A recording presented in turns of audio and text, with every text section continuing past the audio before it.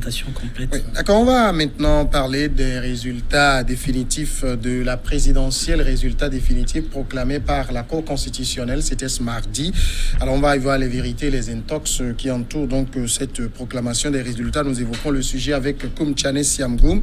Koumtchane Siamgou, bonsoir. Bonsoir. Vous êtes manager, mais surtout diplômé de Sciences Po Rennes et docteur en sciences de gestion, dirigeant d'entreprise. Oui. Vous êtes également auteur, notamment de l'ouvrage La République des chiens. Mais nous allons surtout donc interroger le diplômé de Sciences Po que vous êtes, et je suis certain que vous suivez l'actualité politique au Togo ces dernières semaines, ces derniers jours, avec ce qui aboutit hier à la proclamation des résultats définitifs. Un regard d'abord, j'allais dire de façon générale, sur cette actualité politique. Qu'est-ce que l'homme politique, enfin l'homme de Sciences Po que vous êtes en dit? Alors, qu'est-ce que j'en dis? C'est déjà mon sentiment, parce que c'est absolument important, puisque j'ai vécu cette situation. Et c'est un sentiment déjà de gratitude à l'égard du peuple togolais, parce que qui montre là sa maturité, un sentiment aussi de gratitude à l'égard des autorités de façon globale, mais particulièrement des forces de l'ordre qui ont permis le déroulement serein de cette élection. Un sentiment aussi de reconnaissance à tout un peuple qui a porté en fait sa voix sur un candidat avec des propositions assez concrètes, mais un sentiment de satisfaction, puisque je suis disons membre de UNIR, donc un sentiment de satisfaction mêlé de modestie. Alors, qu'est-ce que j'ai pu observer? Je vis en France et je me rends compte effectivement que le Togo a quand même, avec cette organisation des élections présidentielles après l'organisation des locales et des législatives, on sent chez le Togolais, en fait, l'électeur togolais une certaine maturité qui accueille en fait tout candidat, quel qu'il soit, avec quel programme que ce soit, et qui permet effectivement qui l'écoute et à la fin fait un choix. Et le choix actuel, c'est un choix éclairé, un choix qui permet de comprendre que le Togolais est clairvoyant et qu'il est dans l'envie de l'espérance. Donc c'est ce que je constate. Cette élection, c'est aussi l'expression de l'espérance. Oui. Alors vous le dites si bien, vous avez dit que le peuple a fait un choix éclairé, mais on estime, je veux parler du camp de ceux qui sont déclarés perdants, que le choix du peuple a été tronqué. Alors, les résultats définitifs ont été clairement annoncés hier par la Cour constitutionnelle. Ce que je voudrais dire, la première chose, c'est que il y a des institutions de la République. Et ces institutions-là sont arrivées à la conclusion que il y a une vérité qui est claire. Il y a un gagnant et bien sûr des perdants. Mais c'est pas ça le propos. C'est que sur 9389 bureaux de vote, il y a eu, de ce que énonce la Cour constitutionnelle, il y a eu des irrégularités qui ont été notées.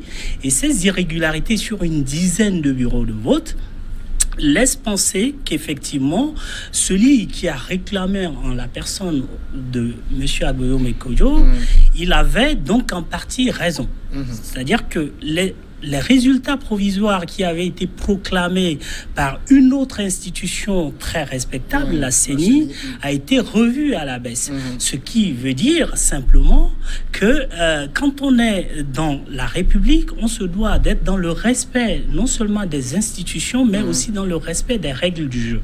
Et c'est ça aussi la démocratie et mon œuvre de l'apprentissage démocratique, une méthode du changement au Togo, laisse voir aussi ce besoin-là, non seulement de respecter les règles, de respecter les institutions, mais d'avoir un esprit, parce que la démocratie, c'est le jeu et l'enjeu, mais c'est être en capacité d'accepter la vérité des urnes, d'accepter ce qui est dit par les institutions et ainsi de laisser la démocratie se poursuivre. C'est ça aussi le processus démocratique.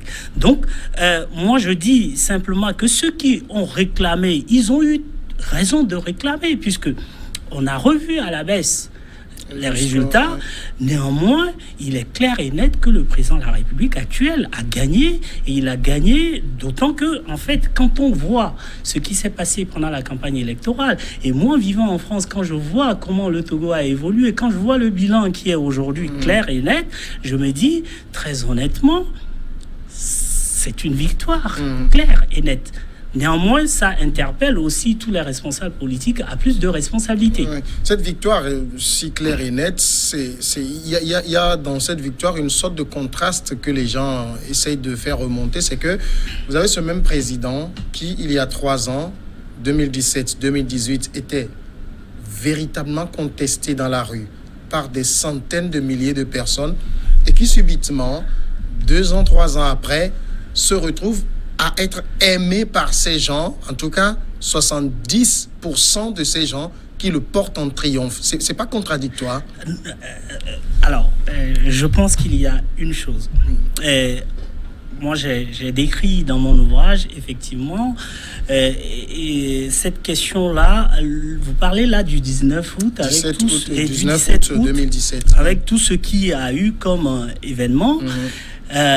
Vous savez, il y a d'abord Lomé, la capitale, avec bien sûr ses réalités. Oui. Il y a le Togo profond, avec d'autres réalités.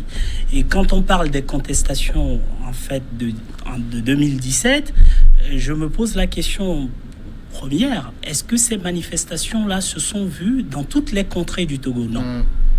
Ça veut dire qu'à Lomé, il y a eu, bien sûr, ces manifestations. Ouais. Et ce qui était réclamé dans ces manifestations, posons-nous la question, s'il y a eu des réponses qui ont été données. Oui, des réponses ont été données. Et aujourd'hui, on nous parlait de la limitation des mandats. Ouais.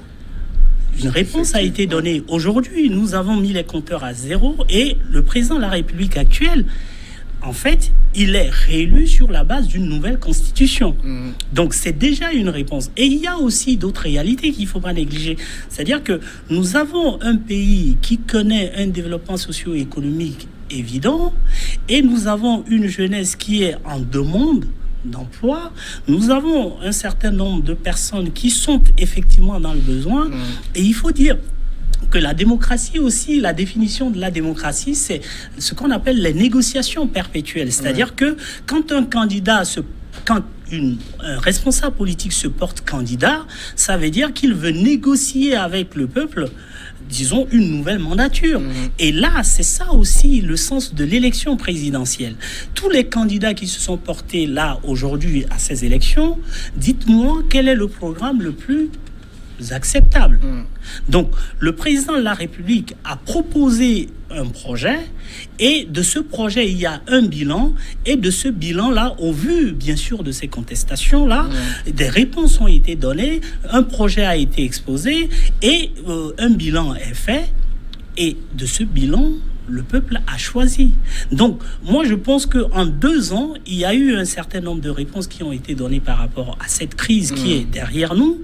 Et il y a un projet qui est clair, avec bien sûr un bilan qui est également clair. Donc, c'est ça qui fait ces résultats aujourd'hui. Donc, il n'y a pas de paradoxe. Il y a bien sûr, en fait, une promesse d'avenir qui est faite. Oui, mais les gens ne voient pas forcément les choses de cette manière. Ils se disent, même si des réponses ont été apportées sur des questions institutionnelles qui ont été posées, institutionnelles et constitutionnelles, l'expression même populaire des gens dans la rue, c'était l'expression d'une exacerbation de la gouvernance elle-même.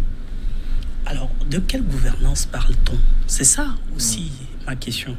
Et quand on me dit aujourd'hui que celui qui réclame cette victoire, je me pose la question, était-il le leader de l'opposition en ce temps-là, en 2017? Non. D'abord, aujourd'hui, si nous reprenons en fait les résultats de cette élection, on pourrait aussi se poser la question, pourquoi a-t-il eu 19% aujourd'hui, celui-là qui réclame? Et il y a, à l'époque, d'ailleurs, un candidat qui est, je dirais, aujourd'hui au 3e rang et qui était un des fers de lance de cette contestation. Et il s'est revu complètement relégué, en fait, au 3e plan. Donc, ça pose la question concrètement de quelle évolution a-t-on connu depuis là? Donc, moi, je dis simplement, quand on voit aujourd'hui les résultats tels qu'ils sont présentés, il faut accepter que le président de la République actuelle a fait un travail non seulement dans sa posture. Moi, je vais vous donner un exemple. Quand je vois comment s'est déroulée cette campagne, moi, j'étais à l'extrême nord du Togo, dans la région des Savanes. Et le président est venu 2 fois de suite. Et d'ailleurs, il a été présent dans la région des Savanes 3 fois de suite. Je pose juste la question, quel est le candidat parmi les 7 qui est capable de garantir la paix et la sécurité dans ce pays? Quand vous posez la question à tout Togolais, quel qu'il soit, la réponse, je pense, ça fuse. Nous sommes dans un contexte géopolitique qui est un contexte à haut risque. Et le Togo reste le pays qui est complètement en sécurité et dans la paix. Et les Togolais sont très intelligents. Quand vous posez la question à un habitant de Cinquancé, il sait très bien que juste à côté de lui, il y a des gens qui n'arrivent même pas, en fait, à sortir le jour et la nuit. Oui. Et le Togolais qui est juste de l'autre côté de la frontière, à Cinquancé, se dit, il a la chance d'avoir un président comme Faure qui peut lui assurer toute la sécurité et la paix. Rien que sur cette thématique-là, disons-nous la vérité, très sincèrement, aujourd'hui, la donne a changé. Et la priorité aujourd'hui, quoi qu'on dise en fait, quelles que soient les questions de développement, quelles que soient les questions sociales et économiques, s'il n'y a pas la paix comme condition première, c'est pas possible. Donc, dites, le président de la République est venu en fait 2 fois de suite. Et qu'est-ce qui est constaté? Je parlais tantôt de sa posture. Au-delà de serrer les mains à tous ceux qui viennent au meeting, il se retire et il écoute. Et c'est ça aussi, en restant à l'écoute, en restant dans une posture où effectivement le peuple se rend compte que nous avons un dirigeant qui, dans son action, est dynamique et en même temps reste à l'écoute, ça se paye dans les urnes. Mais ça contraste avec l'image qu'on a de ce président qu'on estime distant, qui parle très peu, même les discours traditionnels de 26 avril, de 31 décembre, il se fait désirer pour les faire. Alors c'est parce qu'il était dans une logique d'aller chercher un autre mandat qu'il s'est fait tout petit finalement. Non, je pense très honnêtement, nous avons chacun une autre lecture de cette situation parce que en fait, les actions qu'il met en place, en fait, parlent pour lui déjà. Et il ne suffit pas d'être en fait dans le verbiage pour dire qu'on est un meilleur politique. Je préfère un homme politique qui est à l'écoute. Celui qui parle peu, c'est celui qui écoute plus. Et c'est ça aussi. Donc, c'est pas du tout un paradoxe. Donc, se faire désirer, non. Je pense que quand on reste beaucoup plus à l'écoute, c'est qu'on parle peu. Première chose. Deuxième chose, les réalités, en fait, les problématiques qui se posent à un pays, plutôt que de sortir et de faire des promesses, autant les résoudre. Et c'est ce qui se passe aujourd'hui. Et quand on voit, en fait, à côté, ceux-là qui disent qu'ils parlent peu, concrètement, qu'est-ce qu'ils proposent? Parce que la politique aussi, c'est ça. C'est cette capacité à proposer. Et je pense que quand on observe la dynamique qui est mise en place au niveau du président de la République, c'est que on se pose les bonnes questions et on trouve des réponses à ça. Que ce soit des questions liées à la sécurité, à la paix, des questions liées au développement. Quand vous avez aujourd'hui des jeunes qui sont dans une envie d'être des enseignants volontaires, des réponses sont données. Autant entreprendre. Quand on voit des femmes qui sont dans un besoin, quand on parle aujourd'hui de césarienne, non, c'est des problématiques auxquelles en fait, on trouve des réponses. Donc, ce n'est pas tant le fait de se faire désirer, mais c'est le fait de s'acharner à trouver des réponses aux problématiques qui se posent à la population. C'est ça le plus important quand on est un homme politique. Ça veut dire, à tous les coups, quand même, parce que là, vous l'avez dit, Faure Gnassingbé, certains considèrent qu'il va débuter son premier mandat dans la version de la nouvelle Constitution. Lorsqu'on sera éventuellement en 2025, je ne sais pas s'il va encore se représenter, mais ce sera le même développement. On va nous dire il est le plus expérimenté, c'est lui qui peut garantir ci, c'est lui qui peut garantir ça. Finalement, on sera comme dans une sorte de logique où tous les nouveaux seront présentés comme tellement inefficaces, des gens qui ne maîtrisent pas la réalité et qui ne peuvent rien proposer de concret mieux que celui qui est là. Une élection, c'est en même temps un projet et c'est un lien que un candidat ou une personne, en fait, a c'est ce qu'il a construit comme relation avec le peuple. Au-delà d'une organisation qui est un parti politique qui soutient en fait le candidat, il y a la personne, il y a l'expérience, mais aussi il y a la posture, c'est ce que je disais tantôt. Un jeune, on a vu en fait en France un Macron qui est venu avec un manque d'expérience, exactement, et qui a pu prendre le pouvoir. Donc, moi je ne pense pas qu'on puisse en fait en 2025 ressortir la même rengaine. C'est pas ça le propos. Qu'il y ait un jeune candidat qui manque d'expérience, mais qui arrive avec des idées neuves, il serait le bienvenu puisque nous sommes en démocratie. Ce qui est important, et c'est là qu'il faut voir aussi, en fait, cette capacité. Qu'est-ce qui est mis en place aujourd'hui? Il y a une liberté d'expression dans ce pays qui est évidente. Donc, il y a déjà au niveau des jeunes, cette capacité-là à sortir et à pouvoir faire un certain nombre de choses. Donc, moi, je pense que la démocratie permettant, chacun pourra exposer son projet et dire ce qu'il a comme capacité, comme projet. Et là, en ce moment, le peuple choisira. Mais on n'est pas encore en 2025 et je préfère, puisque nous sommes sortis d'une élection présidentielle avec, bien sûr, une victoire évidente. Ce qui est important, c'est que les demandes qui ont été exprimées, les besoins, les motivations, les intérêts du peuple, en fait, soient pris en compte et que cela soit la préoccupation aujourd'hui plutôt que de parler de 2025. Alors, on va revenir sur un aspect que vous avez évoqué justement qui concerne les institutions. Vous avez parlé de respect de ces institutions en évoquant par exemple la CENI, la Cour constitutionnelle qui vient de donner ses résultats. On sait qu'ils sont définitifs. Et vous avez le perdant qui est, j'allais dire, toujours dans une logique de rétablissement de la vérité et qui estime par ailleurs que cette cour, par exemple, de par sa composition, de par les affinités politiques des gens qui l'animent, ne pouvait que dire ça. Je préfère m'en tenir en fait aux décisions des institutions et quand on est un haut responsable comme M. Agbeyome, et quand on a connu en fait ce niveau de responsabilité, toute raison gardée, je pense qu'il va en fait revenir à la raison et comprendre que quelles que soient les institutions, quelles que soient les affinités qu'on peut avoir, une institution d'une république reste neutre.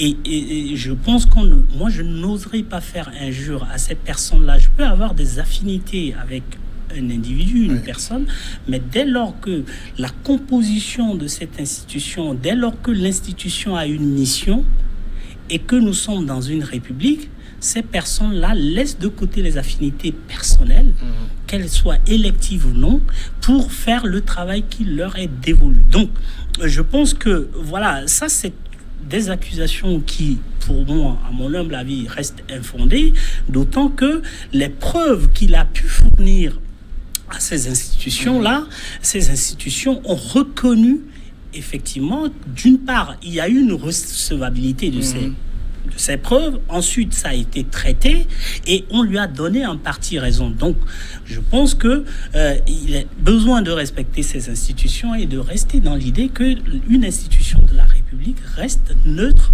et impartiale. Mais cette neutralité dans le système que nous avons, où vous avez des gens qui ont été nommés, d'autres élus, mais on s'assure toujours que ce soit des gens qui aient plus ou moins une certaine, je parle à la manière des gens, de ceux qui évoquent ces idées, qui aient une certaine affinité politique donnée. Est-ce que ça permet d'avoir la neutralité que vous évoquez?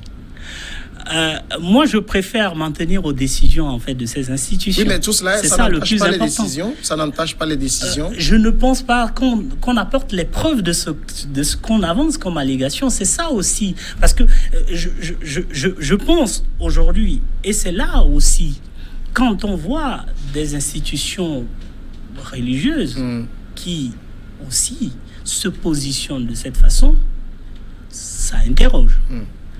Si nous voulons parler des institutions.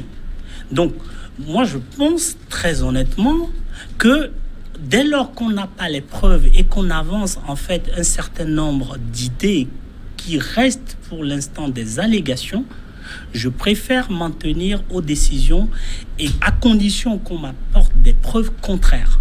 Donc, honnêtement, la composition aujourd'hui, que ce soit de la CENI ou de la Cour constitutionnelle, ce sont ces mêmes institutions qui ont validé les candidatures que nous avons aujourd'hui.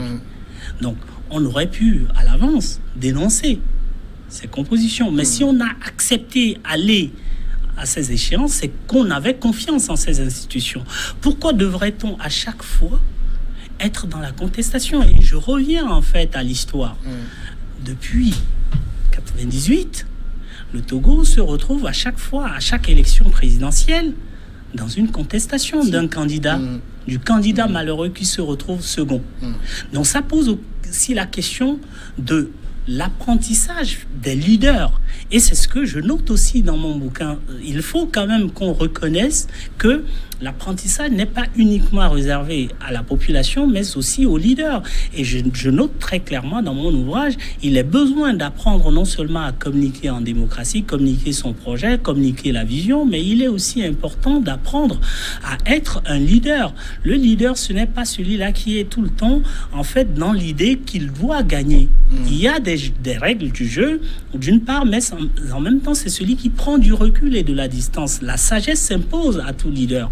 Et cette sagesse, c'est que j'évoque, il y a une triple sagesse, la sagesse senghorienne, la sagesse confucéenne et la sagesse platonicienne. C'est absolument important pour nos leaders de reconnaître que quand on va à une élection présidentielle ou à une élection quelle qu'elle soit, c'est pas tant pour gagner. Et quand on a des institutions et qu'on est soi-même responsable et qu'on les conteste, ça pose question dans le sens même de la responsabilité. Donc, moi, je dis simplement, dès lors que ces institutions ont validé un certain nombre de choses qui semblaient être, favorables à ces personnes, il faut qu'ils acceptent que les mêmes institutions puissent donner des verdicts ou des réponses qui soient défavorables. C'est le jeu démocratique et c'est comme ça la vie démocratique. Oui, mais en même temps, pour ces gens, quand ils disent que généralement les règles du jeu ne sont pas équitables pour tout le monde. Vous avez vu dans les recours, par exemple, déposés par le candidat Agboyome Kodjo, il a cité les moyens de l'État avec lesquels le président sortant a fait campagne, même si la Cour les a rejetés.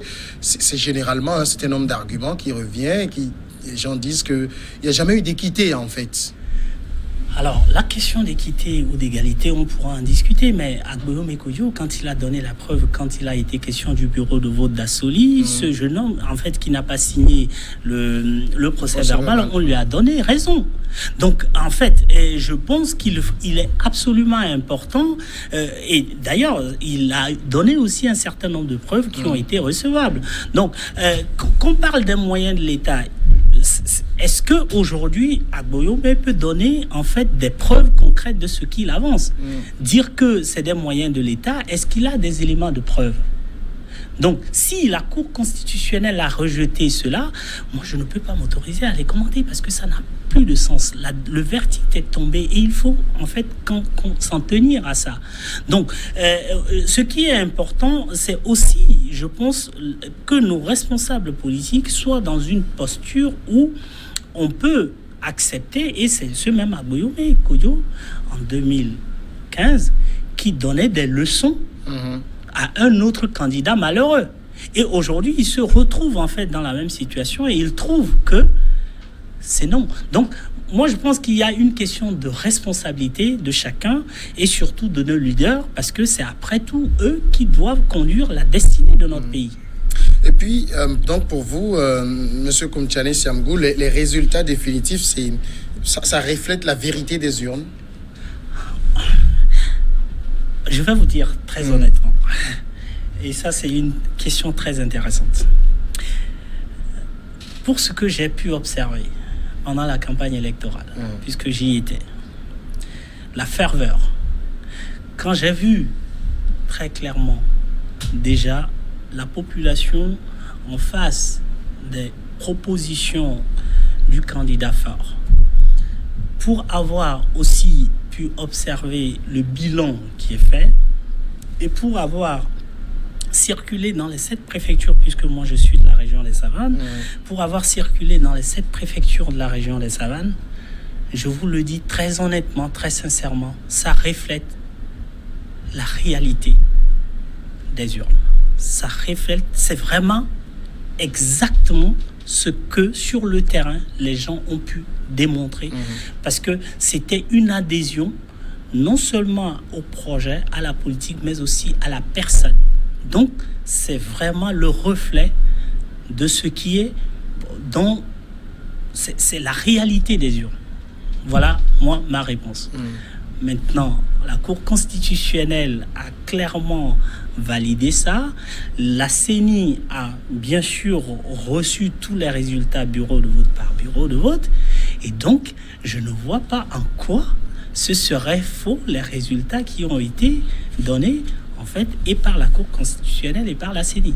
Donc, aujourd'hui, pour vous, il faut que les contestataires rentrent dans les rangs. Alors, moi, je comprends, parce que c'est toujours très compliqué quand on sort d'une élection et qu'on se rend compte qu'on a perdu. Néanmoins, je compte sur la sagesse et je pense très honnêtement que dans les jours à venir, ils vont humblement reconnaître que c'est la vérité des urnes. Monsieur Siangouch Koumtchane, merci d'avoir été notre invité. C'est moi qui vous remercie. Je rappelle que vous êtes diplômé de Sciences Po Rennes, docteur en sciences de gestion et manager, dirigeant d'entreprise. On va passer maintenant à la pause. Elle va durer 10 minutes, le temps pour nous de regarder le journal. Et puis, on se retrouve à nouveau ensemble avec les confrères journalistes et autres pour évoquer d'autres sujets d'actualité.